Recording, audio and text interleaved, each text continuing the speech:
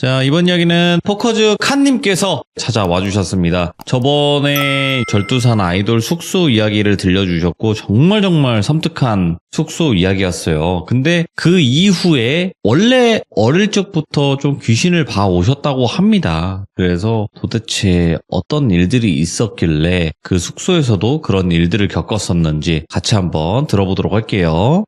네, 여보세요? 아이고, 칸님, 반갑습니다. 반갑습니다. 네, 오랜만입니다. 아이고, 한 주 만인 거죠, 결국. 그렇죠. 네네, 그렇죠. 매일 보고 싶어서. 칸님, 근데 저번에 절두산 숙소 이야기를 하시고 난 뒤에, 그 다음에 또 멤버분이신 한 분, 또 이유님께서 조금 더 자세한 이야기를 들려주셨어요. 네, 그렇습니다. 네, 근데 원래 칸님께서도 말씀하셨을 때, 사실은 어릴 적부터 좀 귀신이라는 존재를 봐왔습니다라고 했잖아요. 네네. 네, 그래서 아마 어릴 적 이야기를 하시기 전에 이유님께서도 말씀을 하셨지만 이동을 하시다가 큰 사고를 당하셨어요. 교통사고를. 그랬었죠. 네. 근데 그때도 분명히 표현을 해주시기를 귀신을 보고 난 뒤에 사고가 났다 그랬어요. 네, 그때 그렇습니다. 자세한 이야기를 조금만 먼저 해주시고 그 다음에 어릴 적에 봤던 귀신들의 이야기도 한번 들어보면 좋을 것 같습니다. 그럼 바로 출발을 해보도록 하겠습니다. 렛츠고! 네. 길이십니다. 포커즈 칸이에요!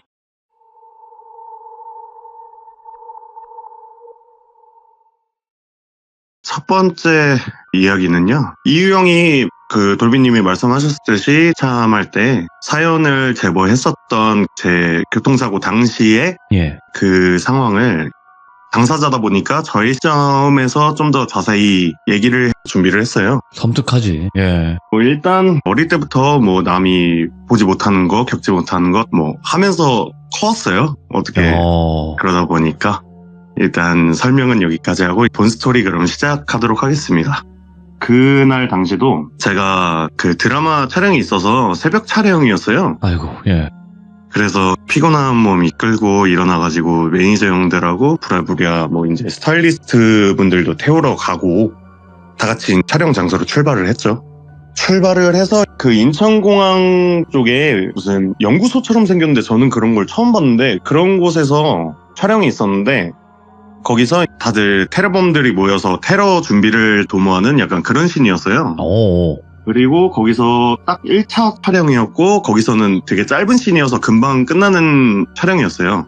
그때 당시에 씬이 차승원 선배님께서 메인 배역이셨고 그 테러 조직에서 대장 배역이셨는데 차승원 선배님 대사를 하시면 이제 거기에 제가 반응을 하고 바로 다 이끌고 움직이는 그런 간단한 씬이었어요, 되게.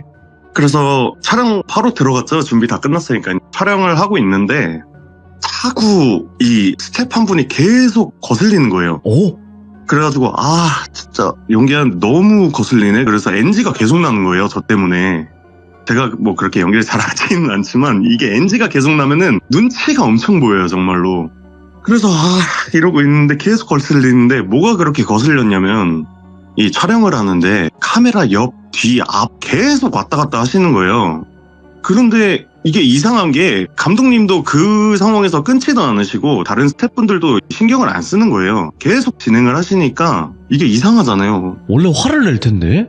그쵸. 그 드라마 촬영장이 화기애애할 때도 있지만 NG가 좀 많이 나거나 뭔가 이럴 때 좀 싸한 게 있는데 그런데도 화도 안 내시고 계속 그렇게 진행을 하시니까 이상한데 하면서 집중도 깨지고 NG가 계속 나니까 이게 이상하다. 왜 계속 저거를 신경을 안 쓰시지? 그러고 연기를 하다가 잠깐 NG가 나서 잠깐 쉬거나 이럴 때를 봤어요. 근데 그 사람을 아무도 신경을 안 쓰는 거예요. 그때 딱 느낀 게 얘 사람 아니네.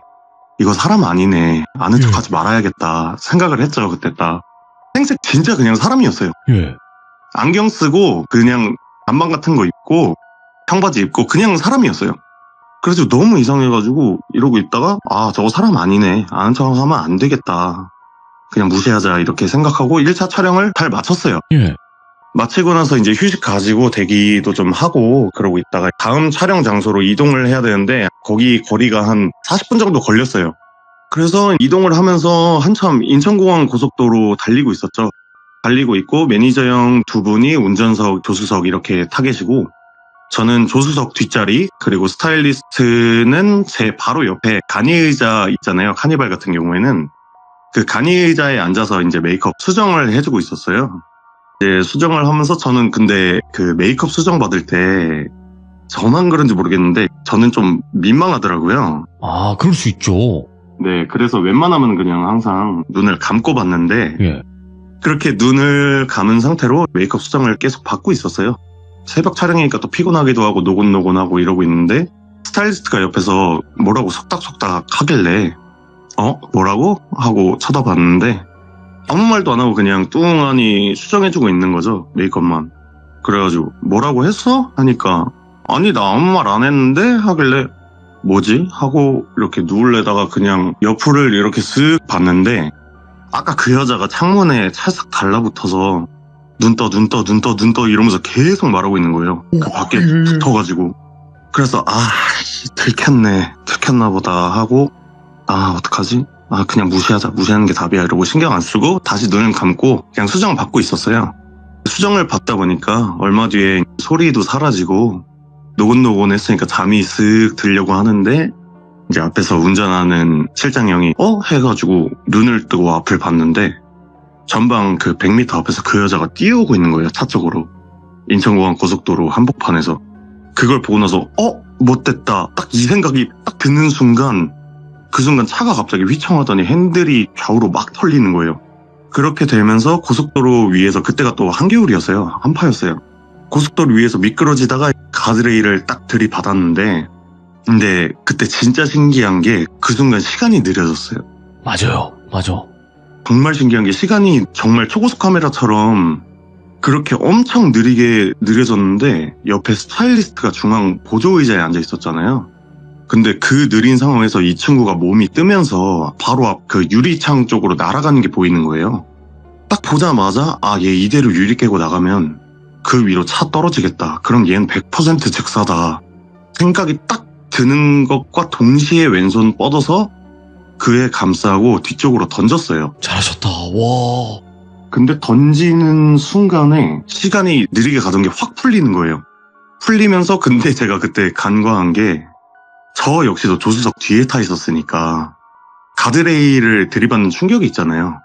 그 충격으로 저도 느리게 헤드레스트 쪽으로 나아가고 있던 와중에 그 날아가는 사람을 잡고 뒤로 던지는 힘을 쓰니까 충격이 2배로 앞으로 쏠리게 되는 거예요. 그렇게 얼굴이랑 쇄골 어깨 쪽으로 헤드레스트에 받고 기절을 해버린 거죠. 그래서 보면 지금도 오른쪽에 상처들이 다 몰려있어요. 아이고, 정말 큰 사고였으니까. 네, 그래서 기절을 하고 눈을 딱 떴는데 그때가 진짜 아까 말씀드렸지만 엄청 추운 한겨울 한파였어요. 예. 그래서 인천공항 고속도로 아래 막 허벌판에다가 바람 쌩쌩 부는 곳에 있다 보니까 저 같은 경우는 그때 제가 아예 안 다친 줄 알았어요. 아픈 곳이 하나도 안 느껴져서 안 다친 줄 알았고 그래가지고 핸드폰을 찾았어요. 일단 정신은 하나도 없는데 휴대폰부터 찾았죠. 사고가 났으니까 일단 신고를 해야 되니까 찾는데 바로 밑에 제 그 사과폰이 떨어져 있는 거예요. 그때 당시에 3GS였는데 네. 뒤에 둥근 거. 네, 뒤에 둥근 거 검은 색깔이었는데 그게 떨어져 있길래 찾았다 이러고 바닥에서 주웠는데 앞면이 다 날아가 있는 거예요. 아예 분해가 돼가지고 그래가지고 안 되겠다 하고 나서 이제 어떻게든 이거를 해야 되잖아요. 그쵸. 그래서 문을 열라고 하는데 문도 안 열리고 하니까 제가 그걸 발로 계속 찼어요. 어떻게든 이거를 깨고 나가서 어떻게든 해야 된다. 근데 지금 생각하면은 창문으로 나가면 되잖아요. 네.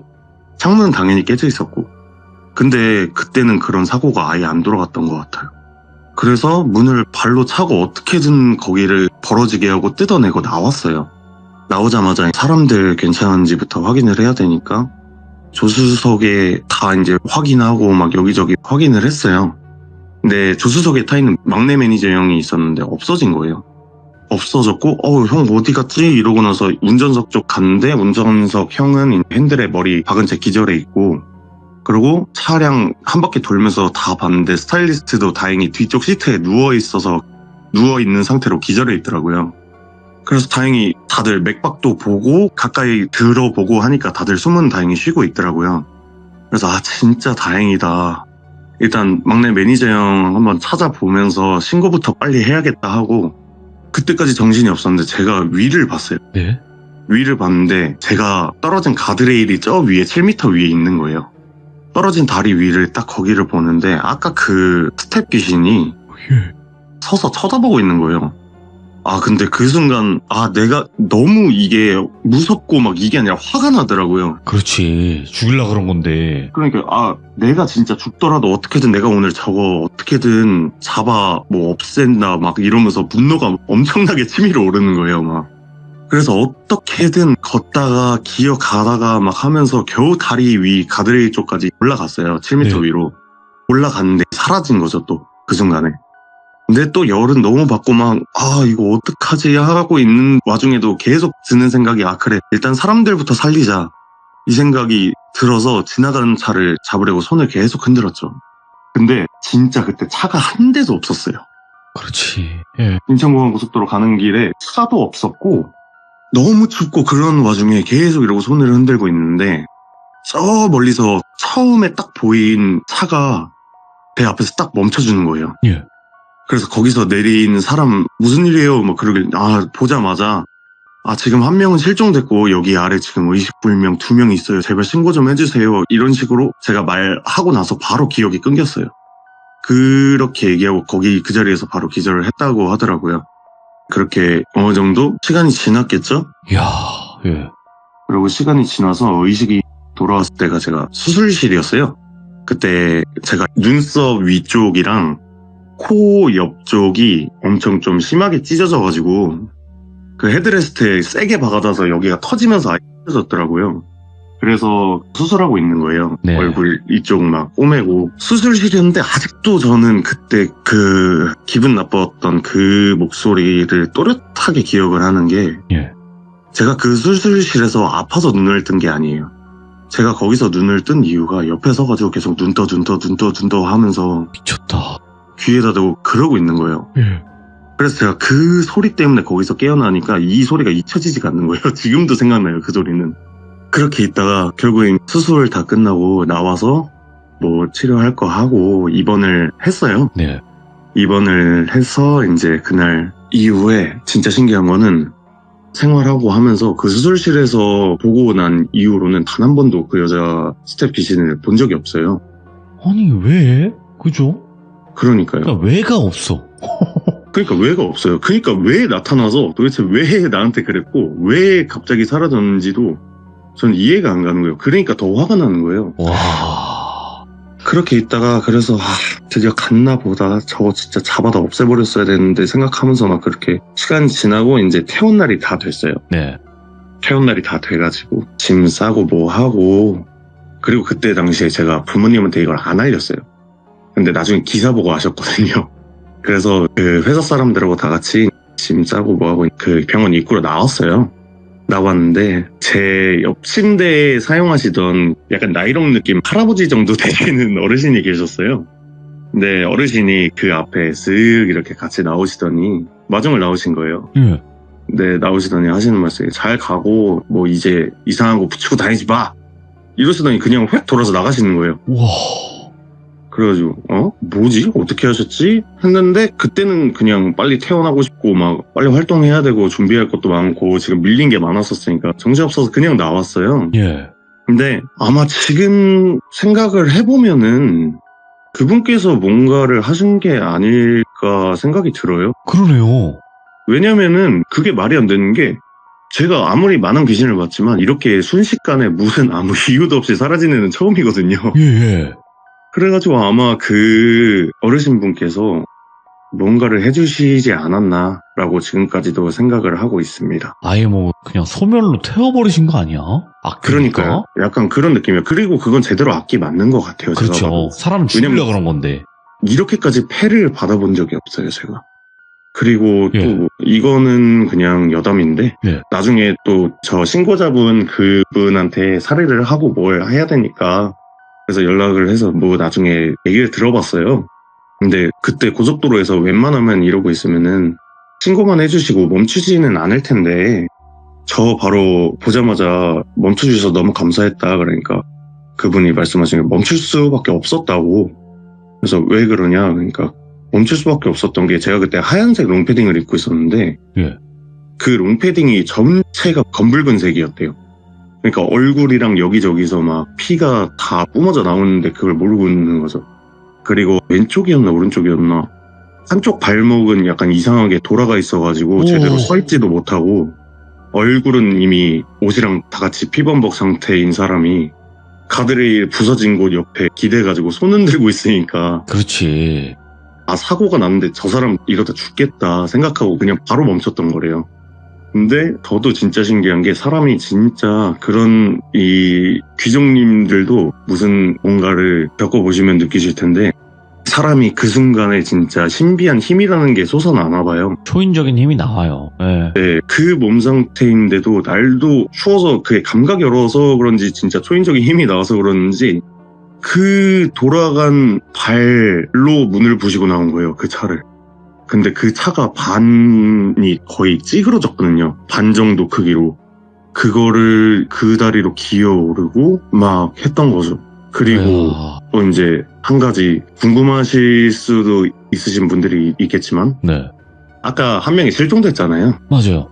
그 실종됐던 그 막내 매니저 형은 진짜 신기한 게 그 큰 사고에서 타박상만 입은 거예요. 그런 경우 있어. 그래가지고 막내 매니저 형은 다른 곳으로 신고를 하러 갔다고 하더라고요. 그 논길 같은 거였는데 저희가 떨어진 곳이 그쪽 길로 따라가서 마을 같은 데 가서 전화 빌려가지고 그렇게 했다고 하더라고요. 그래서 앰뷸런스도 2대가 왔었고 그래서 제가 부른 거 막내 형 부른 거 이렇게 와서 저희 둘둘 이렇게 병원도 따로 이송이 됐었어요. 그래도 천만다행이긴 하다. 이게 돌아가신 분이 없는 거니까. 그쵸. 그때 구급대원분들도 경찰분들도 오셔서 말씀하신 게 이 사고는 사실상은 4명인데 4 중에 1명은 그치. 잘못됐어야지 정상인 사고였다고 그 정도의 규모라고 그때 막 9시 뉴스에도 계속 나오고 그랬었거든요. 네네. 네. 야. 어쨌건 뭐 이유영 얘기를 자세히 풀어보려고 했는데 조금 길어졌는데 네 이러한 얘기입니다. 아니에요. 왜냐면 그 칸님의 입장에서 얘기했을 때 이유님이 말씀하신 거랑 조금 다른 거예요. 이유님은 운전하고 오면서 그 보고 사고 났다. 그리고 실려갔다. 끝. 거의 이 정도예요. 그쵸. 근데 이거는 지금 촬영장 안에서부터 본 거 아니에요. 그쵸. 촬영장 안에서 거기 연구소 안에서 처음 보게 된 거죠. 와, 그러니까 더 자세하게 들으니까 더 섬뜩할 수밖에 없는 이야기였고 말씀하신 것처럼 그 슬로우 모드로 된다 그랬잖아요. 슬로우 모션처럼. 네. 그게 정말 신기했어요. 저도 경험해봤어요. 저 차 전복된 적이 있었는데 아, 그때 근데 그거 아마 공감하세요? 뒤집어지는 그런 과정을 겪으면서 저는 이랬어요. 내 차 큰일 났다 이랬는데 그러면 죽지 않는 거거든요. 저 같은 경우에는 예. 그 느렸던 상황이 가드레일을 들이받는 순간 느렸다가 차가 뒤집히면서 제가 그 헤드레스트에 머리를 박고 기절을 했기 때문에 부르는 순간은 기억이 나지가 않아요. 저도 전복사고였는데 7m 위에서 계속 떼굴떼굴 구르면서 차가 이렇게 완전 찌그러진 거예요.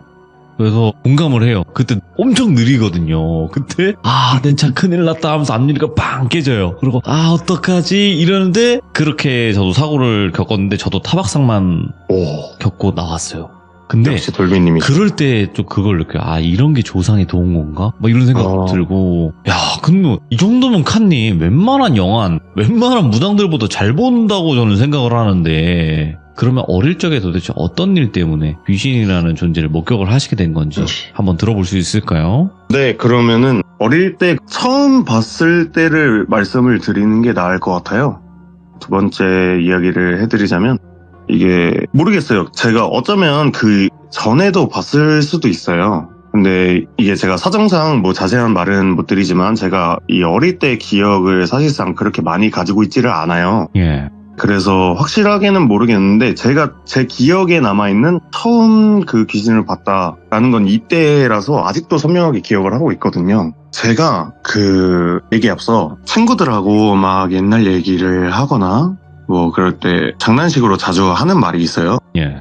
뭐 너네 학교 갈 때 소랑 같이 등교해봤냐? 난 해봤다. 뭐 이렇게 말할 정도로 그 초등학교에 제가 1학년 때인가 그럴 거예요. 그때 진짜 학교 갈 때 저는 소랑 갔던 기억이 있거든요. 이야, 예. 네, 그래서 뭐 이렇게 말할 정도로 굉장히 시골이었는데 그때 당시 아버지는 회사 그 공무원이시고 그리고 어머니가 자영업을 하셨어요. 네. 근데 자영업을 하시다 보면 늦게까지 하잖아요. 그래서 근처에 작은 놀이터에서 자주 놀고는 했었어요. 근데 거기가 좀 많이 시골이다 보니까 산도 엄청 많고 둘러싸여 있어요. 대부분 옛날 그 동네가.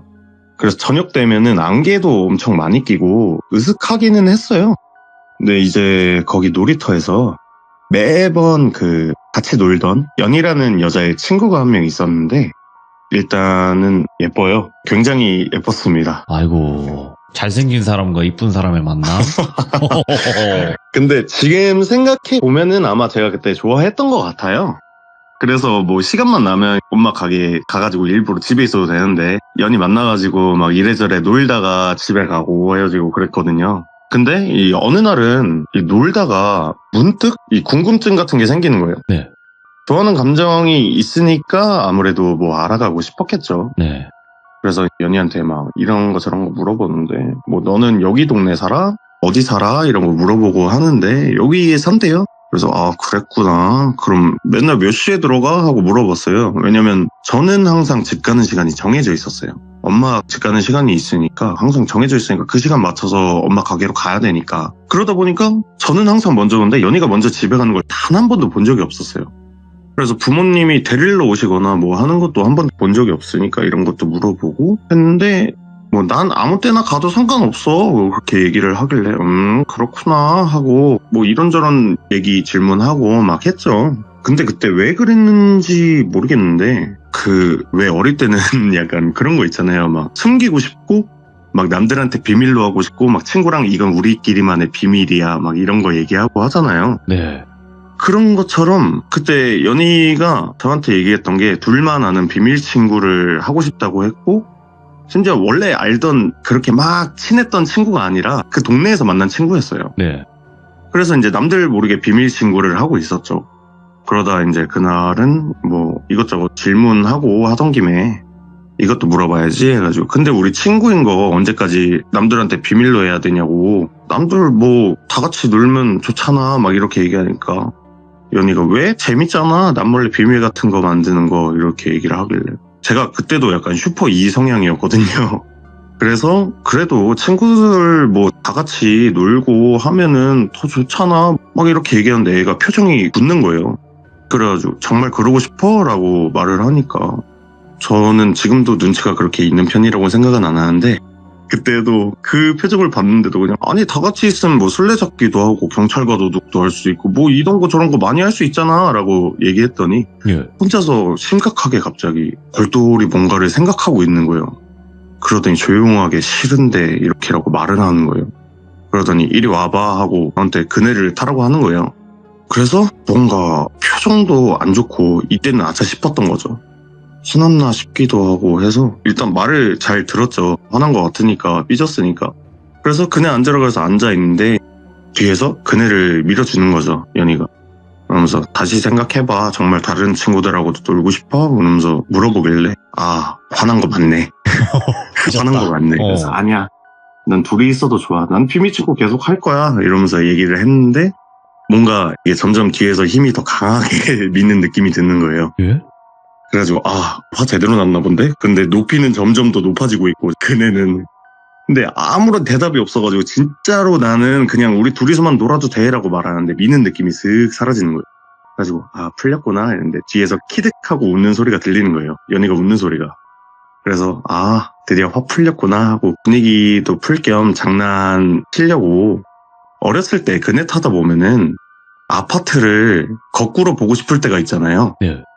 거꾸로 보고 싶을 때 어떻게 하세요? 거꾸로 보고 싶을 때 뒤로 이렇게 줄 잡고. 그쵸. 그네를 탄 상태로 뒤로 눕는 자세를 하잖아요. 예. 다리는 벌리고 그렇게 해서 확 분위기도 풀 겸 놀래켜 주려고 장난으로 허리를 완전히 뒤로 젖혀서 뒤를 봤는데 거기에 모르는 몇십 명 같은 막 무리의 아이들이 저랑 똑같이 거꾸로 얼굴이 지면에 있고 발이 하늘로 향한 상태에서 우리랑 같이 놀자 하면서 콩콩콩 하면서 튕기면서 다가오는 거예요, 저한테.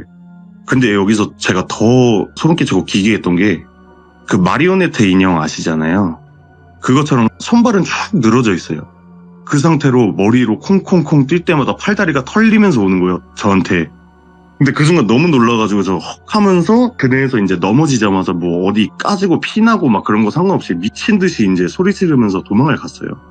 그게 제가 처음 귀신을 봤었던 일이었는데 그래서 제가 귀신겁이 엄청 심해졌었어요. 예전에도 엄청 무서워했는데 예.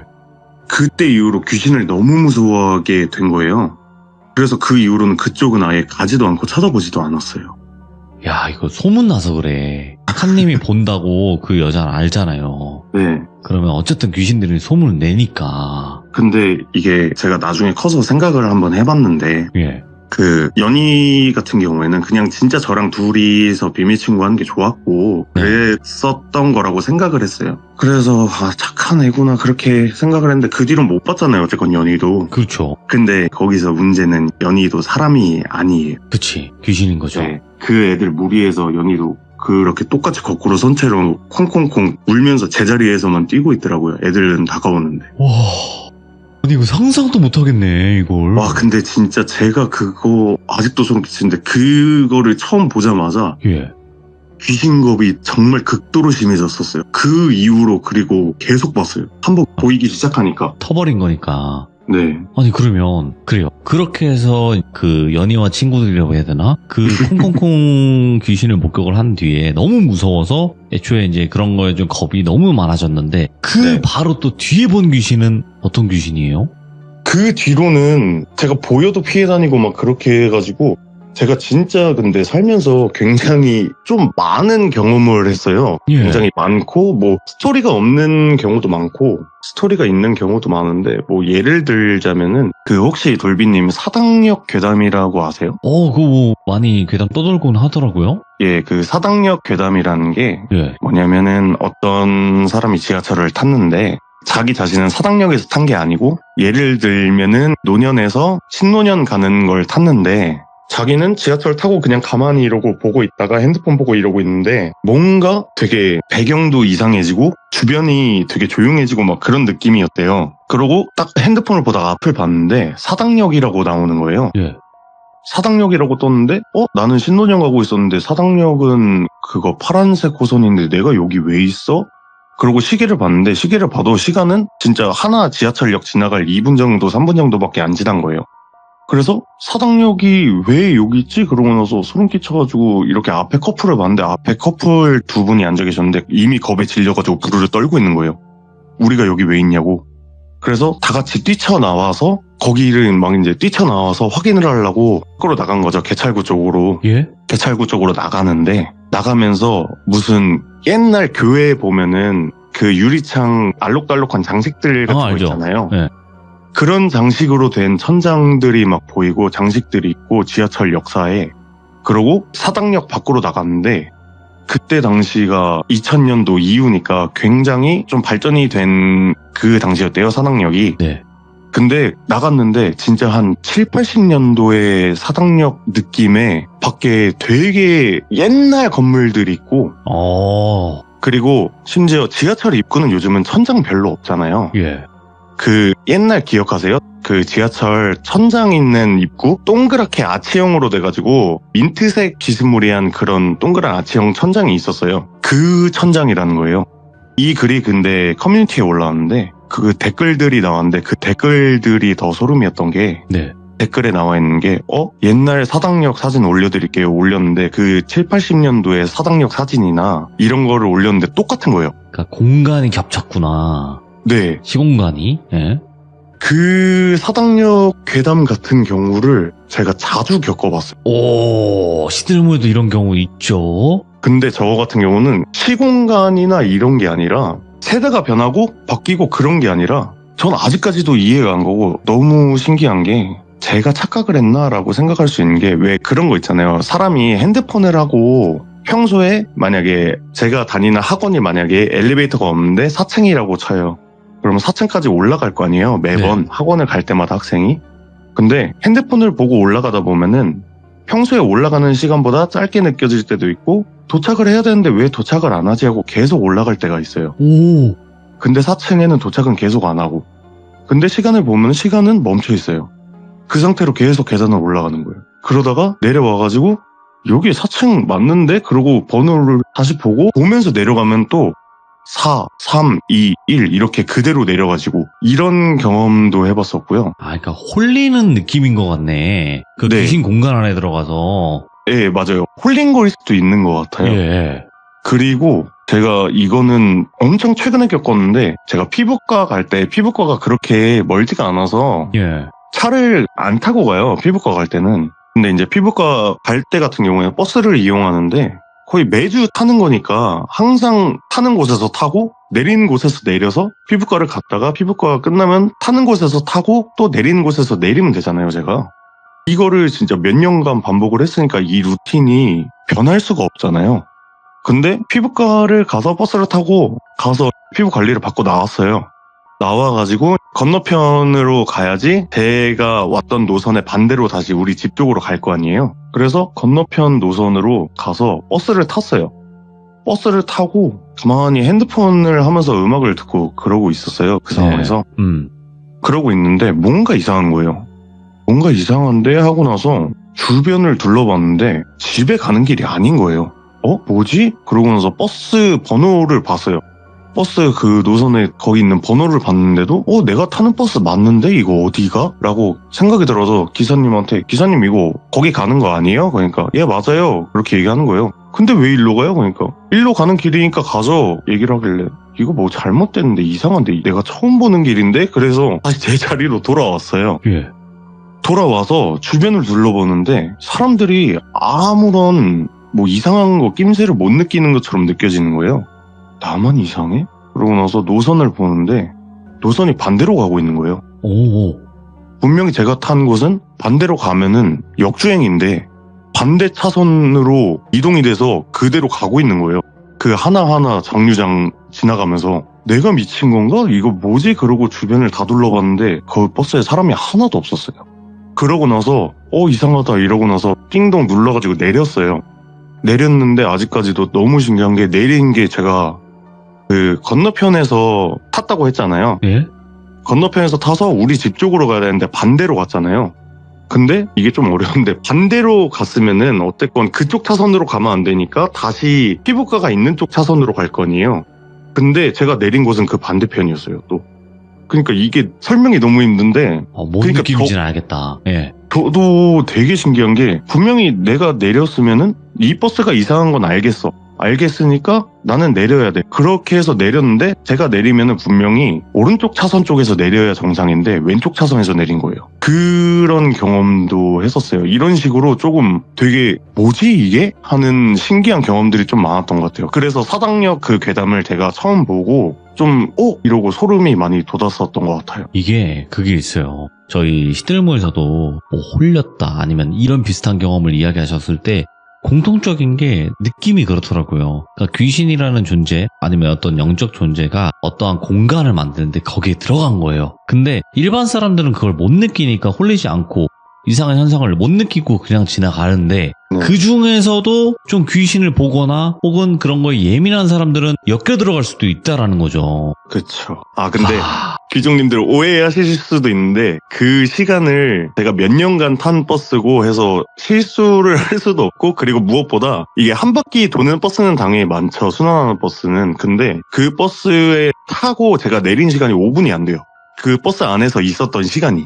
그러니까 이게 착각이나 뭐 제가 버스를 잘못 탔다거나 약간 그런 거는 아니었던 것 같아요. 그러니까 그게 있는 거죠. 사실상 이런 일이 난 분명히 겪었어. 하지만 이거를 얘기했을 때 누군가는 믿고 누군가는 믿지 않을 거예요. 그렇죠. 역시나 뭐 생활해보면서 사회생활 하시면서 아마 많이 느끼셨을 것이고 네. 저희 채널에서는 정말 믿을 수밖에 없는 그 정도의 공통된 경험담들이 많았기 때문에 걱정 안 하셔도 될 것 같고요. 모두를 믿게끔 하는 건 욕심이에요. 그렇죠. 네, 그러니까 그냥 있는 일 그대로 말씀을 해주시면 될 것 같아요. 그래서 오늘 칸님께서도 여러 가지 주제를 이야기해 주셨지만 그 놀이터에서 같이 놀고 했던 그 여학생만 하더라도 사실상 저희 채널에서 나온 이야기도 그런 비밀 친구 이야기 많거든요. 네. 어릴 때 친구를 사귀었는데 그 친구가 뭐 남들 눈에는 안 보였다. 결국 혼자 놀고 있는 것처럼 보였고 그런 경우도 굉장히 많았었어요. 그래서 칸님께서 아까 거꾸로 이렇게 오고 있다고 여러 명이 그거부터가 너무 섬뜩해가지고 제가 소리 지른 거 들으셨죠? 캬 하면서 야, 그때 생각만 하면 아찔합니다. 별의 별걸 다 보셨네. 연예인하기 힘들다. 이게 연예인하기 힘들어. 와. 근데 네. 이게 보다 보니까 점점 그 귀신겁이 없어지더라고요. 그쵸. 하도 많이 보다 보면. 네. 네. 그래서 앞으로 또 이제 흥미롭고 네, 쫄깃한 그런 얘기들 많이 준비하고 있으니까. 근데 진짜 칸님도 이제서야 좀 이야기하실 수 있는 것 같아요, 보니까. 제가 이걸 본다라는 거를 얘기를 안 하고 다녔어요. 네. 왜냐면 키 좋게 볼까라는 생각부터 들잖아요. 그런 얘기를 어디 마이너스죠. 가서 하면. 마이너스야. 네. 네. 그래서 얘기를 다 안 했었어요. 그나마 뭐 멤버들 진짜 친한 친구 몇 명 이 정도. 그러면 이거 그냥 이제는 말할 수 있다지만 그 네. 숙소에서 겪기 전에 멤버분들한테 얘기를 했으면 멤버분들이 믿어주시던가요? 아예 안 믿죠. 안 믿죠. 사람이란 그런 게 그렇습니다. 어딨냐고. 네. 네. 귀신을 한 번이라도 본 사람은 공감을 할 것이고 보지 못한 사람들은 에이 너가 착각한 거야. 에이 네가 기가 허해서 그래. 이런 얘기만 하죠. 예. 실제로 보면 암소리 못해요. 예, 네. 맞습니다. 아이고 오늘 칸님 너무너무 또 시간 내주셔서 감사드리고 앞으로 또 이야기 하실 게 있다면 언제든지 또 찾아와 주시기 바라겠습니다. 감사합니다. 네, 알겠습니다. 감사합니다. 네, 그렇습니다. 네. 비밀 친구 이야기 중에 또 역대급 레전드가 나오지 않았나 생각을 합니다. 그리고 그 촬영장부터 겪었고 그 사고로 이어지는 그 순간까지도 정말 무서웠고 칸님의 이야기 굉장히 무섭네요. 이분 보통 분이 아니었네. 그냥 아이돌 귀신 이야기 정도 수준이 아니네요, 이거. 여러분들 그냥 아이돌 분들이 숙소나 아니면 뭐 잠깐 귀신을 봤다 아니면 녹음할 때 소리가 들렸다 요 정도의 지금 이야기 그 수준이 아닙니다 보니까. 그래서 앞으로 또 여러 가지 이야기들이 있을 것이고 많은 응원 부탁드리도록 하겠습니다. 감사합니다.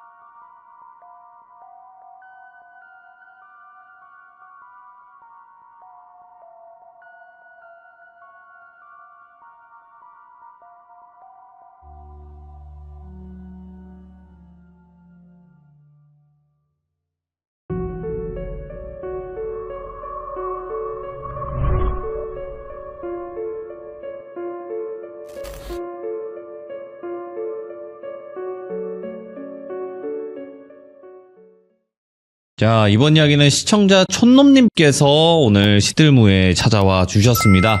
진짜 오랜만에 시들무에 방문을 해주시는 거고요. 그동안 너무나 바쁘셨기 때문에 시간 맞추기가 굉장히 어려웠던 분이십니다. 그래서 오늘 해주실 이야기 어떤 이야기일지 같이 한번 들어보도록 하겠습니다. 네, 여보세요. 아이고, 촌놈님. 아유, 오랜만에 통화하네요. 야, 참 시간 맞추는 게 어느 너무. 시청자분들보다도 어려우셨던 분이거든요. 아유, 너무 제가 바쁘셨어. 요새 너무 바쁜 척해가지고요. 근데 전 항상 네. 말씀드립니다. 바쁜 게 좋은 거지 않습니까? 그렇죠. 네, 그래서 오늘도 귀한 시간 내주셔서 감사드리고요. 네, 네. 자, 저번에는 현실 공포 이야기를 들려주셨어요.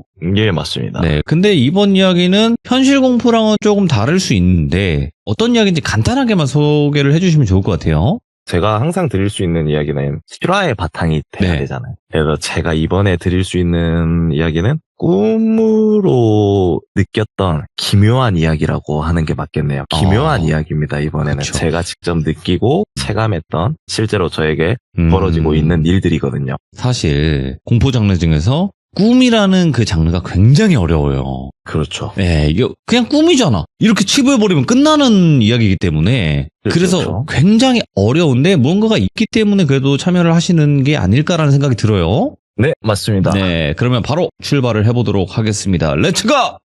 길이십니다. 촌놈이에요.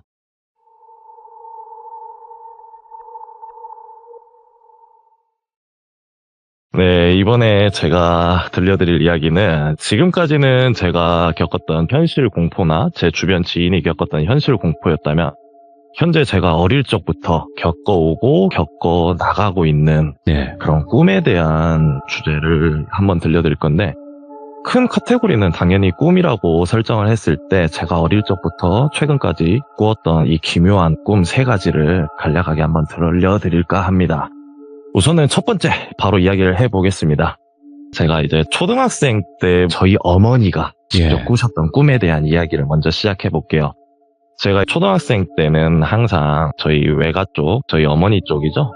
어머니 쪽 셋째 이모가 대전에 거주하셨어요. 근데 이제 저희 어머니랑 저랑 그다음에 제 바로 밑에 연년생 동생이 한 명 또 있는데, 동생이랑은 항상 방학철이 되면은 이모 집에 놀러 가서 어머니랑 같이 약 일주일에서 2주 정도는 이렇게 같이 가족들끼리 밥도 먹고 좀 방학 동안 좀 네. 쉬기도 하고 이렇게 가족들을 한번 만나는 기간들이 있었어요.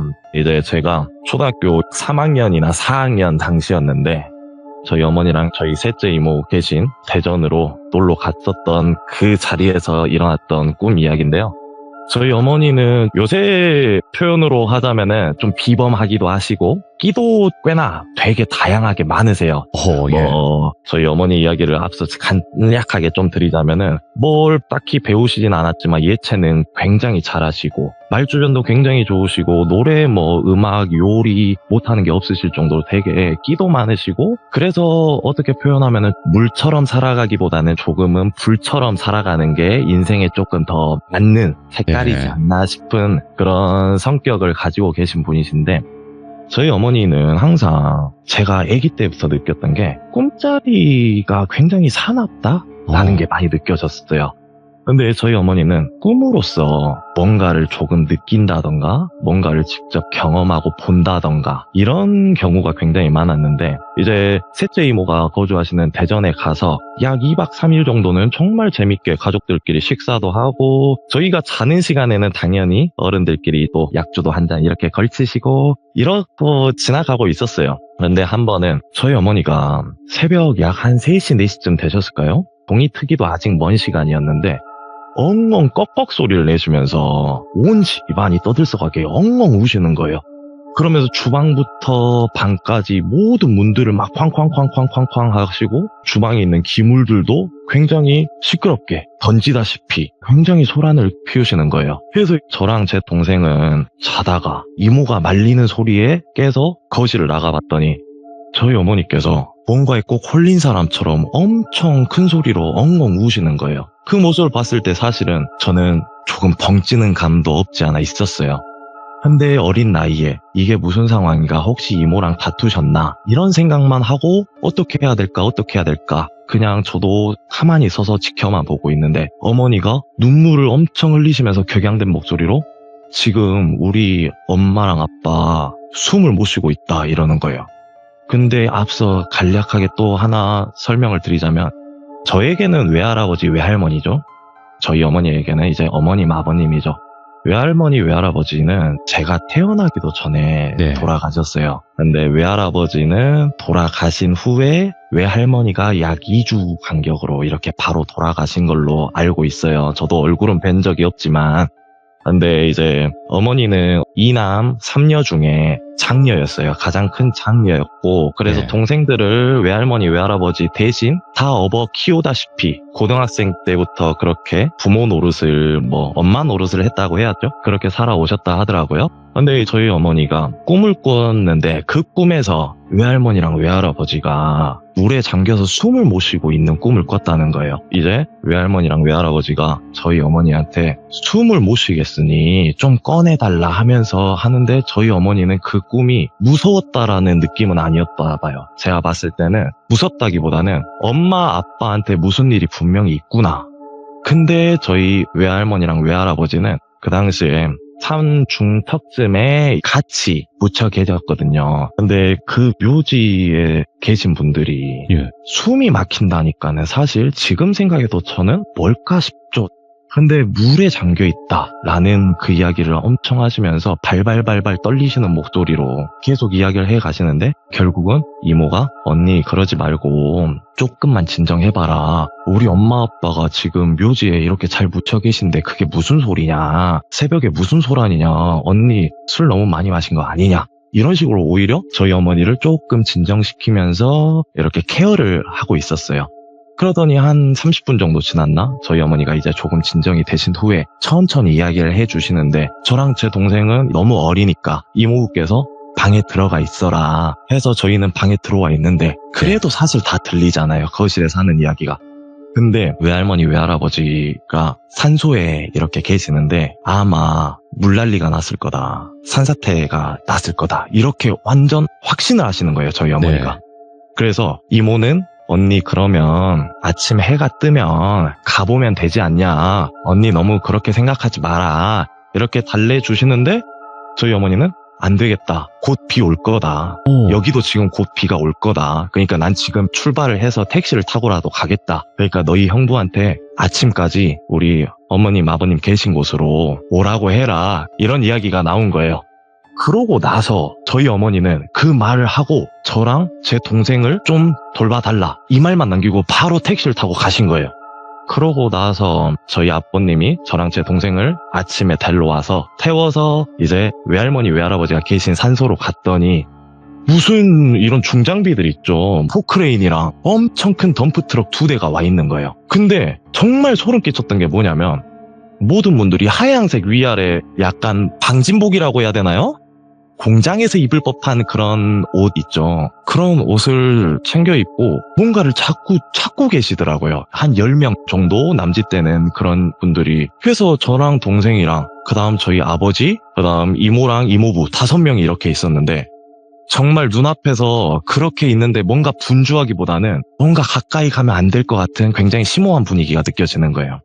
그랬더니 이제 저희 아버지랑 이모랑 이모부는 저희 어머니에게 가서 자초지종을 우선 듣고 저희 아버지가 오셔서 하신 말이 외할머니 외할아버지 산소가 오늘 여기 산사태에 물난리가 나가지고 유골이 다 떠내려갔다는 거예요. 근데 그 유골을 이제 찾아야 되는 거죠. 예. 그래서 그 유골을 찾기 위해서 저희 어머니는 그 새벽부터 여기저기 다 전화를 하고 알아보고 해가지고 인부들 다 모은 거예요. 그렇게 해서 이제 유골을 찾는데 정말 소름 돋았던 게 뭐냐면 제가 이제 동생이랑 손 잡고 이렇게 돌아다니는데 뭔가 팔 앞에 하얀색 뼈조각 같은 느낌. 근데 그 당시에는 이게 뼈조각인지 몰랐던 거예요, 저는. 근데 크면서 생각해보니까 그게 뼈조각이긴 한데 정말 모양이 분필 모양처럼 생긴 하얀색 분필이 하나 딱 떨어져 있는 걸 봤어요. 근데 저는 이거를 주워도 되겠구나 라는 생각이 드는 거예요. 그래서 그걸 주워서 저희 아버지한테 엄청 뛰어갔죠. 그래서 아빠 이거 봐봐 나 이거 주웠어 이랬는데 저희 아버지가 눈이 동그랗게 커지면서 이거 어디서 주웠냐는 거예요. 그래서 아빠 나 저 밑에 동생이랑 이렇게 가서 그냥 손잡고 길 걷고 있는데 바닥에 이거 떨어져 있어서 그냥 신기해서 주웠다 이랬는데 알고 보니 그게 저희 외할머니나 외할아버지의 유골 뼈조각이었던 거예요. 근데 그 위치가 저희 외할아버지랑 외할머니가 묻혀 계셨던 그곳에서 굉장히 멀리 떨어져 있었던 데였던 거예요.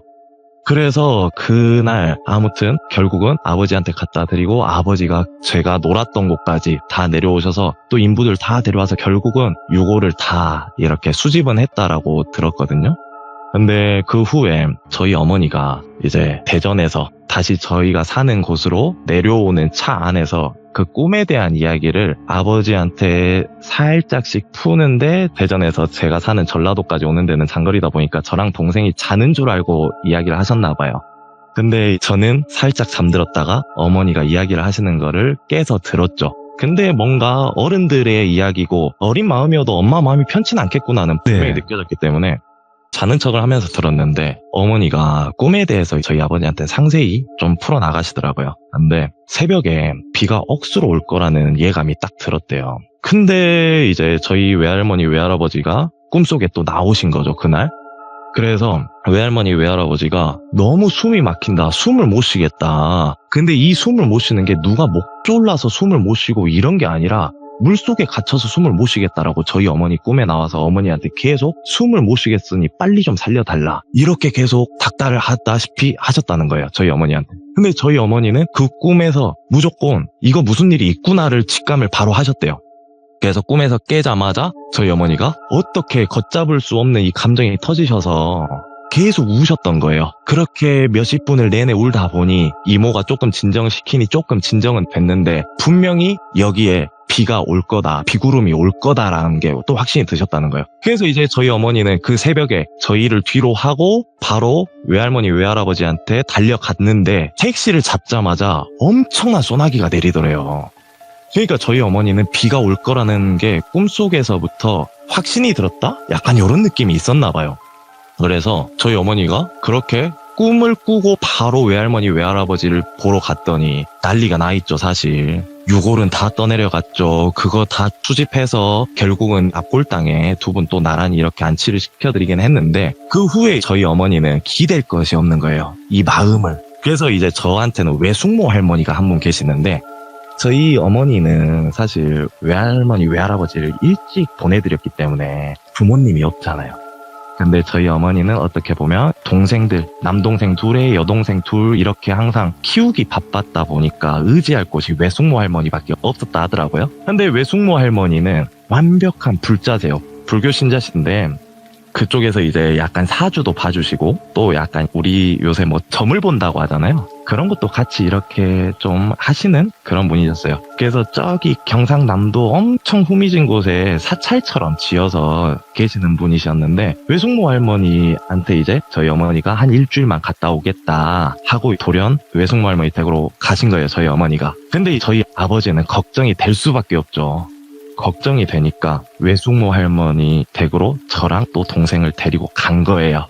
그래서 혼자 두면 안 되겠다. 근데 그 당시는 휴대폰이 있어도 전화번호를 다 기억해놔야 됐고 그 다음에 거의 집 전화를 쓰던 시대였거든요. 이제 외숙모 할머니에게 전화를 해도 안 받으실 때도 있고 하니까 저희 아버지는 걱정이 너무 되는 거예요. 그래서 외숙모 할머니 댁으로 저랑 동생이랑 아버지랑 셋이서 갔는데 저는 그때 외숙모 할머니는 처음 뵌 거였어요 사실. 근데 외숙모 할머니가 저를 딱 보자마자 너가 큰아들이구나, 너가 첫째지 라고 하는 거예요. 그래서 저는 이제 어린 마음에 쭈뼛쭈뼛 아버지 뒤에 숨어가지고 네 안녕하세요 이렇게 뭐 좀 수줍은 듯 인사를 드렸는데 외숙모 할머니가 유독 저한테만, 제 동생도 있는데 유독 저한테만 아가 일로 와봐라, 한 번만 안아보자 자꾸 이러시는 거예요. 그래서 저는 이제 처음 본 할머님이 너무 이렇게 호의를 베풀다시피 해주시니까 조금 무섭기도 했고요 사실. 그리고 이 집이 사찰같이 돼 있는데 되게 무서웠어요. 분위기 자체가 좀 음산했어요 저는.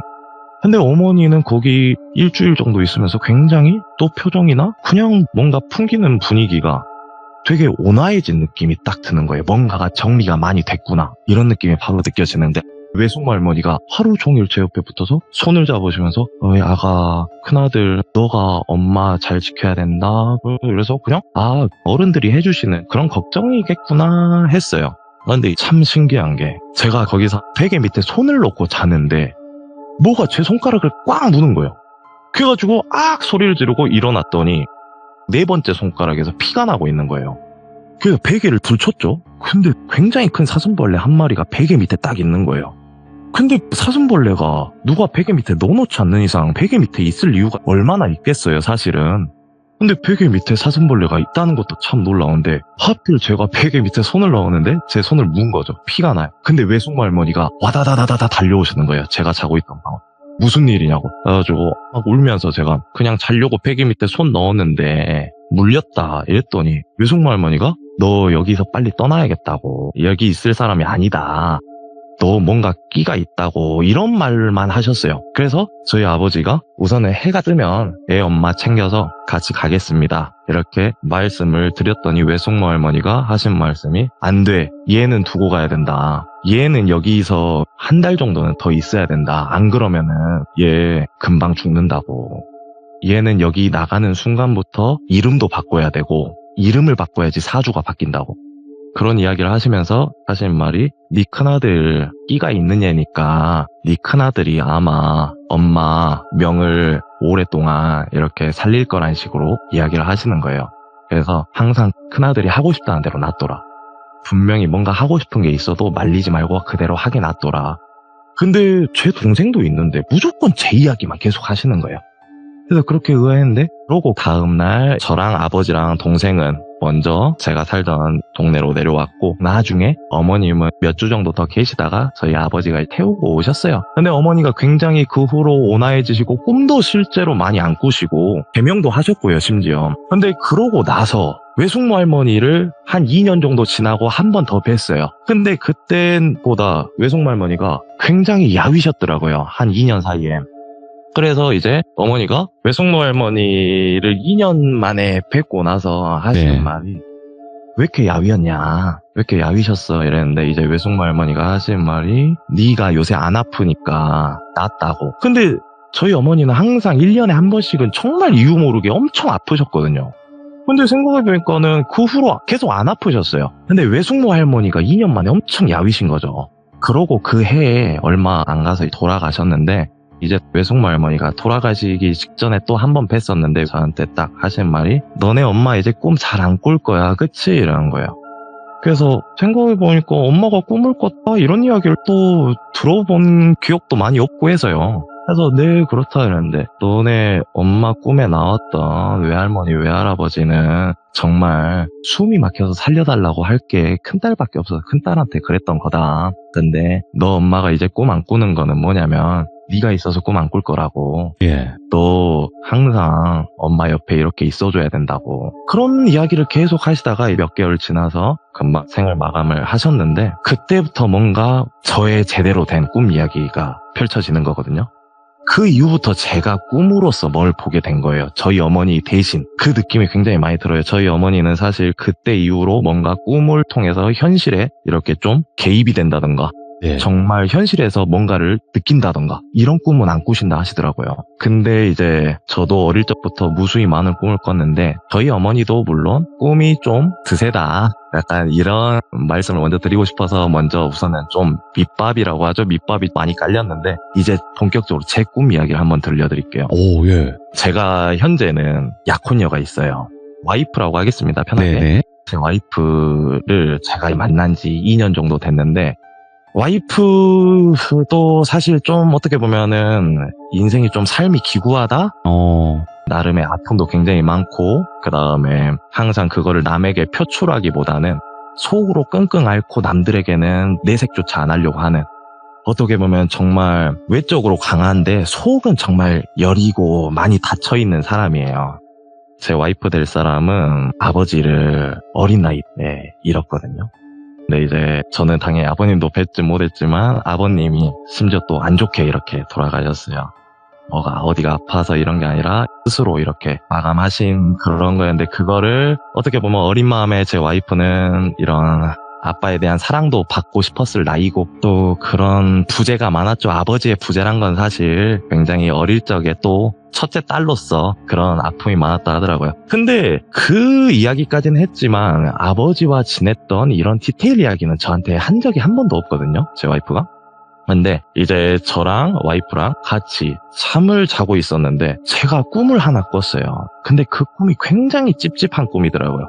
그 꿈 내용이 어땠냐면, 제가 꿈 속에서도 또 자고 있었는데 꿈속에서 눈을 떠보니 제가 경상도 어떤 빨간 벽돌의 4층에서 약 5층 정도 되는 빌라에서 눈을 뜬 거예요. 근데 그 집은 제가 가본 적도 없고 본 적도 없고 동네가 어딘지도 심지어 몰라요. 근데 그 집에 제가 새해를 들어서 살기 위해서 들어갔는데, 집주인한테 제가 이랬죠. 꿈속에서 혹시 나 여기 좀 새 들어서 살고 싶은데 남는 방 있냐? 이랬더니 3층 살아도 되는데 4층도 방이 있다는 거예요. 그래서 제가 내가 4층을 살아도 혹시 되겠냐? 이랬더니 우선 방을 봐봐라 이런 거예요. 그래서 저는 이제 4층으로 올라가서 방을 보고 괜찮다. 근데 3층도 혹시 한번 가봐도 되냐? 갔는데 3층에는 어떤 여자아이랑 남자아이랑 또 그 다음에 젊고 굉장히 아름다운 여성 한 분, 이렇게 3명이서 딱 있는 거예요. 그래서 여기는 누가 살고 있으니 당연히 내가 살 수는 없겠구나. 내가 그러면 4층을 살아야지 하고 이제 그 집주인한테 저 4층 살고 싶다라고 말을 했어요. 그랬더니 저한테 그러냐? 근데 4층 살아도 되는데 4층 괜찮겠냐? 계속 이런 질문만 하더라고요. 그래서 저는 꿈속에서도 뭔가 찜찜하긴 했는데 4층 뭐 누구도 안 사니까 살아도 되겠다 싶어서 그럼 나 4층을 살겠다 이랬죠. 그래서 이제 4층으로 딱 계약을 하고 제가 문을 열고 딱 들어가자마자 퀴퀴한 냄새가 딱 나는 거예요, 코에. 근데 그 꿈속에서도 참 그 퀴퀴한 냄새가 말로 좀 형용하기가 어려운 냄새가 났어요. 그래서 이거 되게 불쾌한 냄새가 뭐가 좀 나네? 근데 뭐 내가 청소를 하면 되겠지 하고 이제 들어가자마자 그 집 청소를 하고 있는데 갑자기 창문 밖으로 바람 들어오는 휘리릭 이렇게 바람이 새어 들어오는 소리가 들리는 거예요. 그래서 여기 바람도 잘 불고 나름대로 만족하고 있었죠.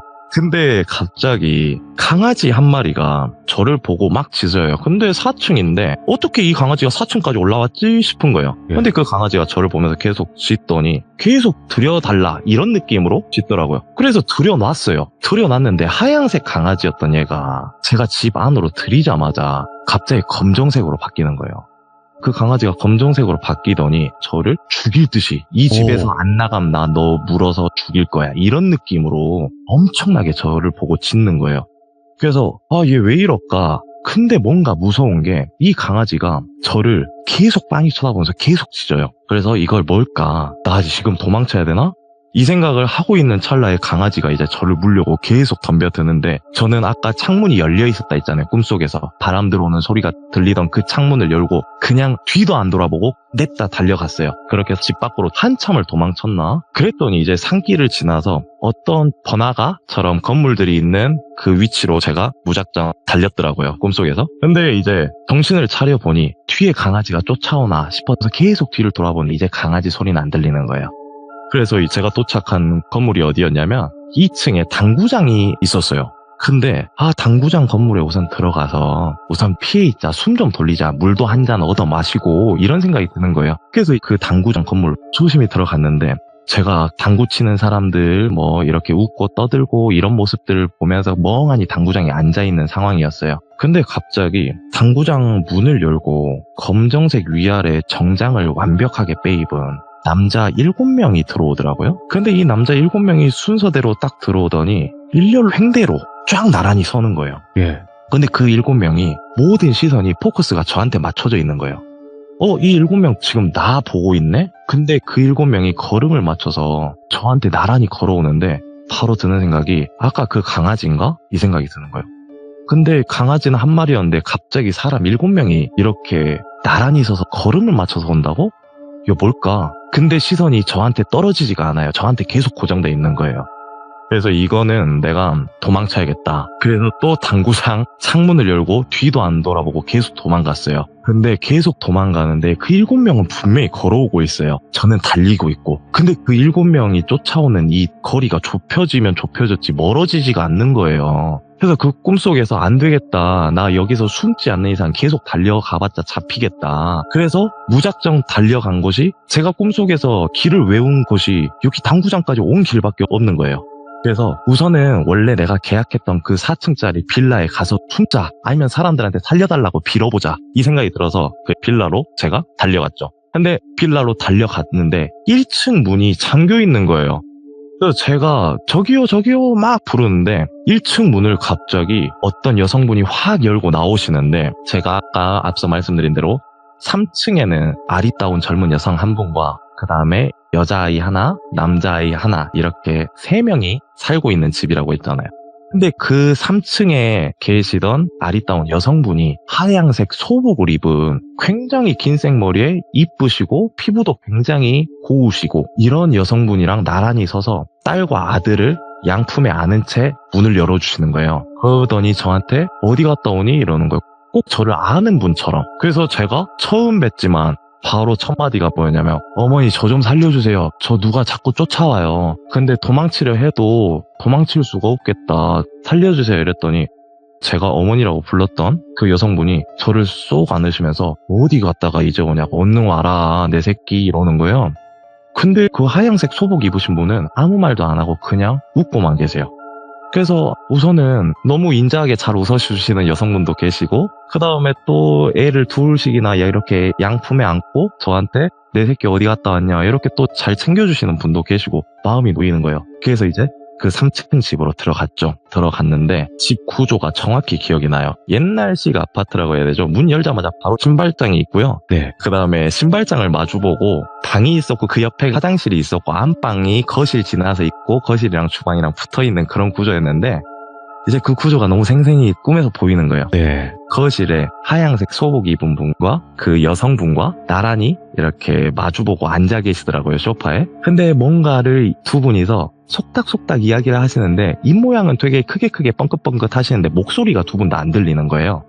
근데 옆에서 여자아이와 남자아이는 뭐가 그렇게 좋은지 엄청 웃고 있고, 저는 아직도 겁이 나서 제 집도 아니고 하다 보니까 신발장 앞에 그냥 무릎 꿇고 앉아 있었어요. 꼭 벌 받는 사람처럼 신발장을 마주보고. 근데 갑자기 하얀색 소복 입은 분께서 씩 웃으면서 저를 쳐다보았다가 다시 그 여성분을 쳐다보니까 갑자기 거실 발코니에서 엄청 환한 햇빛이 크게 들어오더라고요. 근데 그 햇빛을 보자마자 여자아이랑 남자아이는 고온히 엄마 옆에 가서 잠에 들더라고요. 그리고 이제 제가 그 꿈을 끝으로 깼는데, 뭔가 드는 느낌이, 꿈에서 깨자마자 제 머리맡에 어떤 몽환한 사람이 뱅글뱅글 도는 느낌, 그 촉이라고 해야 될까요? 그런 인기척이 좀 들리는 거예요. 그래서 이게 뭘까, 분명히 꿈이랑 연관이 있나? 뭘까, 이게 뭐지 하다가 다시 조금만 더 누워서 생각을 해보자 이러고 눈을 감고 있는데, 이제는 귀에서 뭔가 발자국 소리가 들리는데, 그 발자국이 어떤 느낌이냐면 타닥 타닥 타닥 두 발을, 그 검정색 위아래 정장을 빼입은 남자 7명이 절 따라올 때 들리던 그 발걸음 소리인 거예요. 타닥 타닥 타닥 이 소리가 들리는데, 그 소리가 들리는 위치가 제 발밑인 거예요. 또 그래서 머리맡에서는 뭔가 몽단 어떤 게 뱅글뱅글 돌고 있는 느낌이고, 발밑에서는 뭔가 타닥 타닥 타닥 발자국 소리가 들리고. 그래서 제가 그게 너무 신경이 쓰여서 소리를 지르면서 확 깼어요. 근데 이제 제 와이프도 옆에서 갑자기 깬 거죠. 오빠 왜 그래? 이러는데, 지금 머리맡에 뭐 있는 거 안 느껴져? 그랬더니 오빠 무섭게 왜 그러냐, 뭐가 느껴진다 그러냐. 그러다가 제가 갑자기 침대 밑을 탁 붙여가지고, 여기 지금 발자국 소리 나는데 이게 안 들린다고? 괜히 좀 짜증 아닌 짜증을 냈어요. 이게 왜 안 들려? 다 들리잖아 지금. 그랬더니 제 와이프는 아무것도 없는데 오빠 왜 그러냐 이래서, 지금 내 머리맡에 누가 자꾸 한 채로 뱅글뱅글 돌고 있다니까 이게 안 느껴지냐. 오히려 역정 아닌 역정을 조금 냈어요. 그랬더니 오빠 도대체 왜 그러는데 이런 거예요. 그래서 이제 제가 조금 마음을 추스린 다음에 꿈 이야기를 하나하나 다 나열을 했죠. 그랬더니 제 와이프가 표정이 싹 굳어지는 거예요. 오빠, 내가 그 집에 살았다라고 이야기한 적 있나? 라고 묻더라고요. 그래서 제가 곰곰이 생각해보니까, 살았던 집이라고? 뭔 소린가 했죠, 저는 맨 처음에. 그래서 살았던 집? 그런 이야기는 안 했는데 왜? 이러니까 오빠 집이 어떻게 생겼었어? 그래서 한 4층 정도의 빨간 벽돌로 지어진 빌라였다. 그랬더니 오빠 혹시 집 구조도 기억나? 이래서 집 구조를 상세하게 알려줬어요. 그랬더니 오빠 혹시 집 구조 도면으로 좀 그려줄 수 있어? 이러고 도면을 그려서 보여줬더니 와이프가 소름이 돋는다고, 너무 무섭다는 거예요. 오빠 진짜 어떻게 이렇게 정확하냐고. 뭐 때문에 오빠가 그 꿈을 꿨는지 모르겠는데, 아마 집에 들어온 검정색 강아지는 우리 아빠였을 거라고. 우리 아빠는 나를 너무 좋아하고 딸바보였대요. 아버님이 엄청나게 딸바보였는데, 이제 제가 결혼을 전제로 만나니까 모르겠습니다. 저는 아직도 이게 뭘로 해석되진 않는데, 내 딸에게서 떨어져? 뭐 이런 느낌으로 겁을 주셨다든가 뭐 여러 가지로 해석을 할 수는 있을 것 같아요. 근데 제 와이프 말로는 아버지가 오빠 질투했나 보다. 그래도 아빠는 나밖에 없었는데, 아빠는 나 오래 보지도 못하고 이렇게 갔는데 아빠 사랑 대신 오빠가 이렇게 다 챙겨주고 이런 게 어떻게 보면 질투가 났나 보다, 이런 식으로 이제 좋게 말을 해주더라고요. 근데 정말 이해가 안 되는 건 그 7명의 남자가 검정색 위아래로 빼입고 저를 쫓아왔다는 거죠. 그래서 이런 것들이 너무 이해가 안 돼서, 그리고 제 와이프도 오빠 꿈이 너무 내가 살았던 그 집도 너무 똑같지만 어떻게 이 구조까지 완벽하게 꿈에서 볼 수 있냐 물어보는 거예요. 그래서 나도 잘 모르겠다 이랬는데, 오빠 잠깐만 기다려봐 하더니 휴대폰, 우리 로드뷰라고 하죠, 그걸 켜서 본인이 그 당시 살았던 그 집을 보여주는데요. 너무 똑같은 거예요. 근데 전 한 번도 가본 적이 없단 말이에요, 그 동네를. 그 꿈을 꾸고 너무 몇 날 며칠이 싱숭생숭하다 해야 될까요? 너무 그런 느낌이 들더라고요. 그래서 이걸 어떡할까 고민을 하고 있는데, 저에게는 이제 장모님이죠. 저희 장모님 또 불자신데, 이제 저희 장모님은 보살님을 모시고 계세요, 현재. 오빠, 엄마가 이런 거 진짜 잘하니까 우리 엄마한테 이야기 한번 해보자. 이런데 전 말씀드리기가 좀 그렇더라고요. 근데 이야기를 해서 해답을 조금 받을 수 있다면 이야기를 드리는 게 낫겠다 싶어서 어머니한테 말씀을 차례차례 드렸죠. 그랬더니 저희 어머님이 하시는 말이 첫 마디가 딱 이거더라고요. 너희 아버지가 그 빌라에서 돌아가셨어 라고 하시는 거예요. 그렇게 또 혼자서 생을 마감하시게 된 집이 거기라고 하더라고요. 예. 근데 아마 엄마가 해석해 줄 수 있는 거는 우선은 그 강아지가 아빠는 맞았던 것 같다. 근데 집 밖에 있을 때는 들여달라고 했다고 물어보시는 거예요. 그래서 예 맞습니다 어머니. 근데 집에 들이자마자 갑자기 검정색으로 변해서 너를 죽일 듯이 막 물려고 했고 물어보시길래 예 그것도 맞습니다. 근데 왜 도망쳤어? 그래서 정말 절 죽일 것 같아서 도망을 쳤다.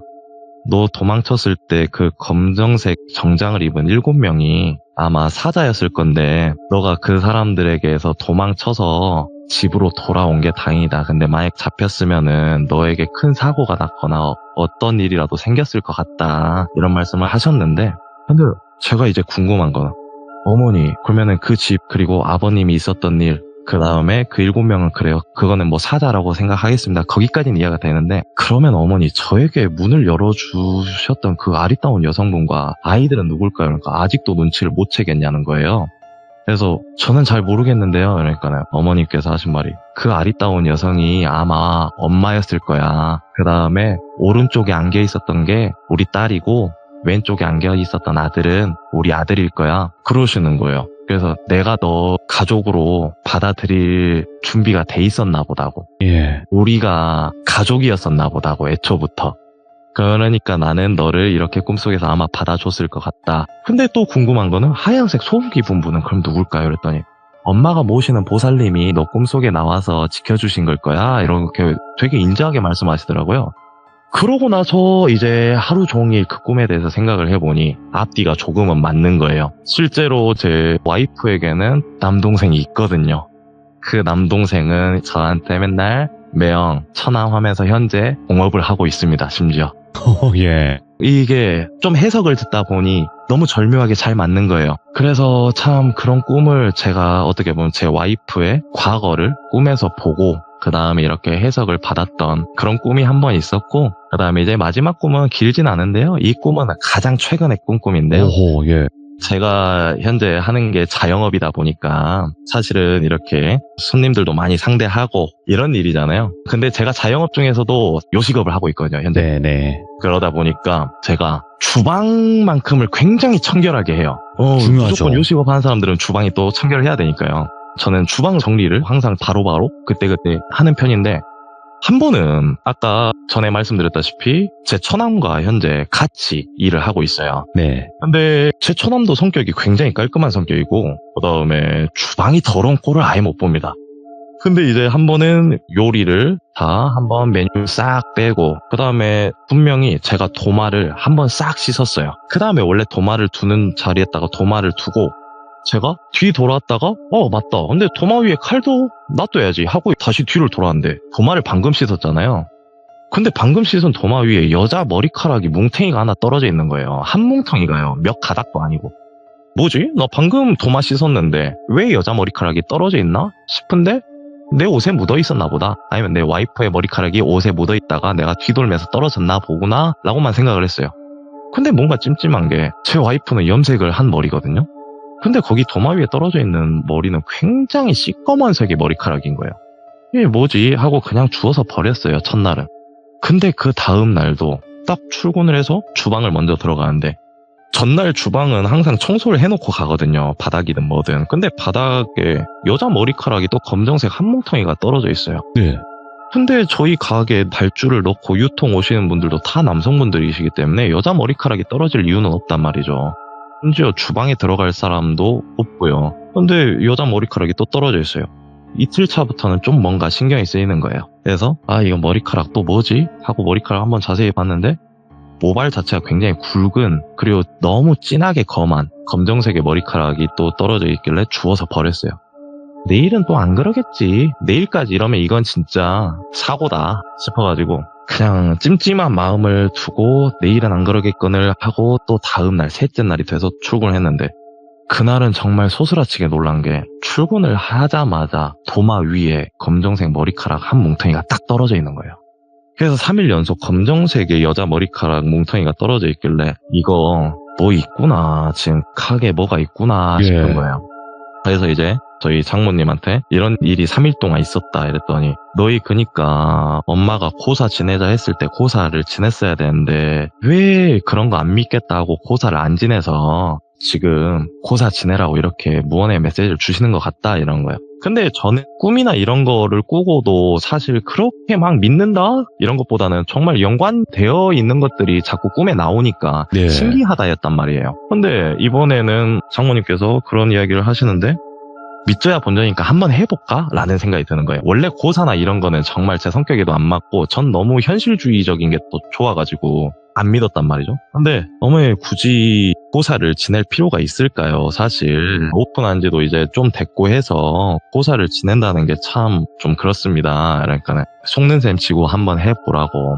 이번만큼은 엄마 말 들어라 이러시는 거예요. 네. 그래서 알겠습니다. 그러면 아무 때나 지내면 됩니까? 이랬더니 엄마가 가서 이렇게 날짜를 받아오겠다. 근데 어머님이 여기 근교로 나가면은 좀 이렇게 점도 봐주시고 하시는 할머님이 계시다 하시더라고요. 아, 네. 근데 이제 그 할머님에게 한번 점을 보고 오겠다라고 네. 말씀을 하시고 저는 그러면 날짜 받아주시면 제가 그 날에 맞춰서 진행을 하겠습니다. 라고 이야기를 했죠.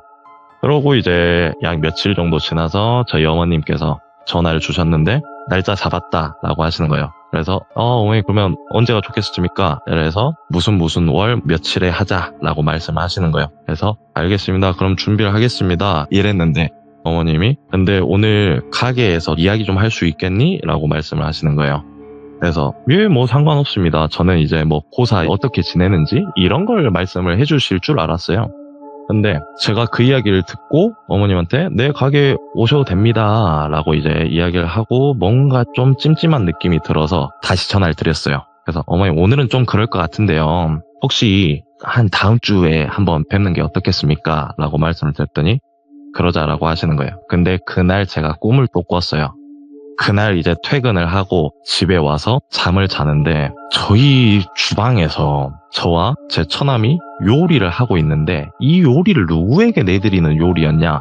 저희 장모님과 그 다음에 장모님 옆에 굉장히 좀 온화하시고 머리를 이렇게 위로 이쁘게 따으셔가지고 또 위아래 흰색 소복 입은 할머님 한 분이 같이 계시는 거예요.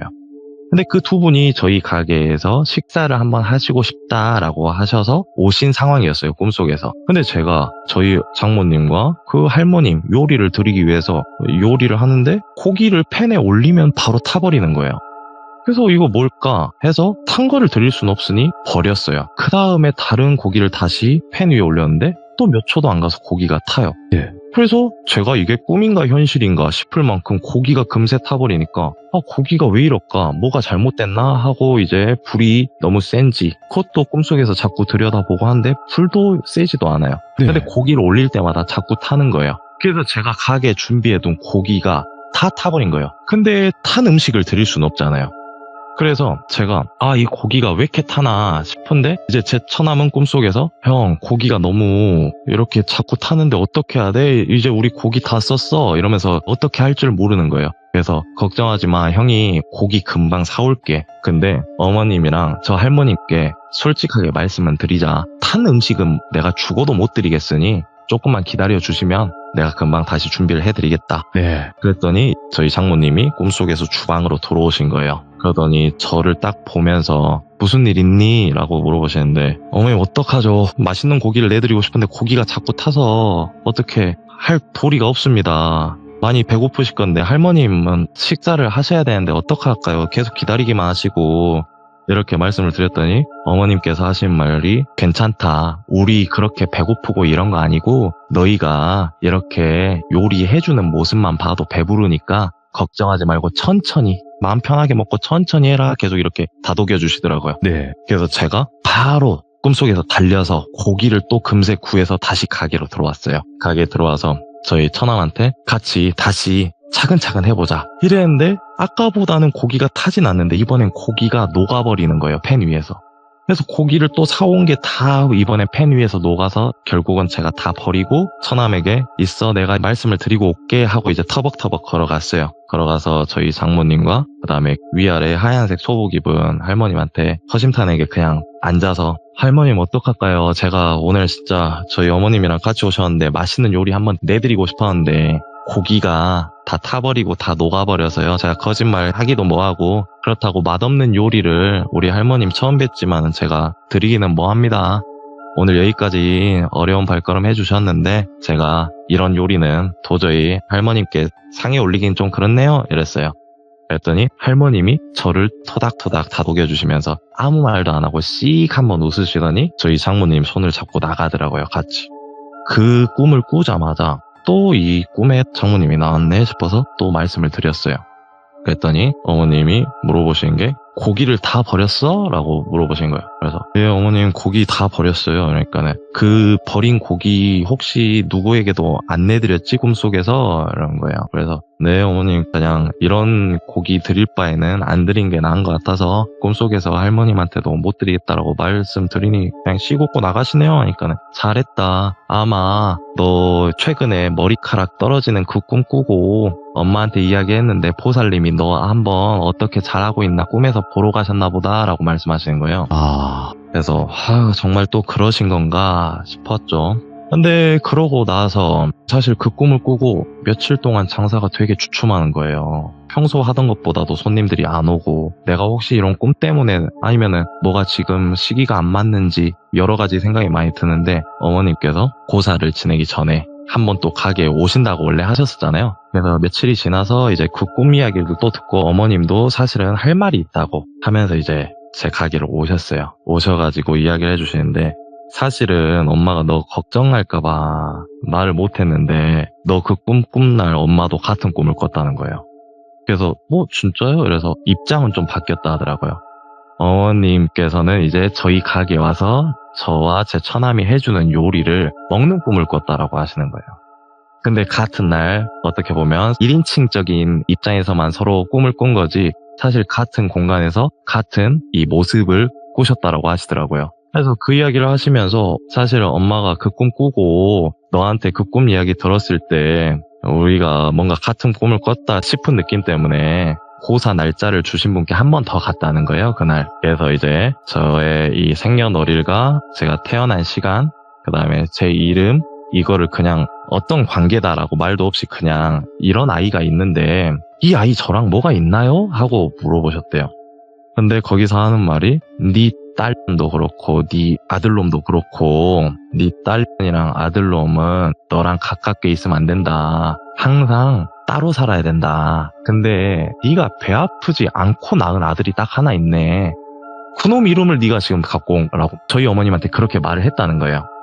근데 저희 어머님이 그 말을 듣자마자 소름이 돋더래요. 왜냐면 같은 꿈을 꿨고 그 다음에 이 아이는 말하지 않았던 내가 과거에 어디 살았고 우리 가족에게 무슨 일이 있었고 이걸 다 꿈으로 보는 앤데 이걸 너무 물어보고 싶더래요. 그래서 이 아이가 사실은 우리 딸과 이렇게 약혼관계로 지내고 있는데 난 사실 이 아이가 자꾸 막 신경이 쓰이고 꿈에도 나오고 같은 꿈도 꾼다 이런 이야기를 했대요. 그랬더니 그분께서 저희 장모님한테 얘가 있기 때문에 너희 가족들이 다 융화될 수도 있고 너희 가족들이 다 끈끈해질 수 있다고. 근데 얘 돈 벌어다가 먹여줄 그럴 애라는 식으로 막 좋게 이야기를 많이 해주셨다는 거예요. 이제 그 말을 듣고 저희 어머님이 저한테 와서 이야기를 해주신 거죠. 근데 그 이야기를 듣는데 너무 소름 돋았던 건 뭐냐면은 같은 날 같은 꿈도 참 그런데 꿈에 저희 장모님이 나오면 항상 그 소복 입은 할머님과 같이 나오는데 그 할머님이랑 같이 나오면 뭔가 되게 마음이 편안하고 꿈에서 깼을 때 뭔가 불안함 이런 것보다는 그래도 다행이다 라는 느낌이 좀 많이 들거든요. 항상 같이 나와주신 할머니에 대해서 계속 여쭤봤죠. 그랬더니 저희 어머님이 아마 우리 보살님인데 보살님이 꿈에 나오는 이유는 네가 끼가 있으니까 그럴 거다고 분명히.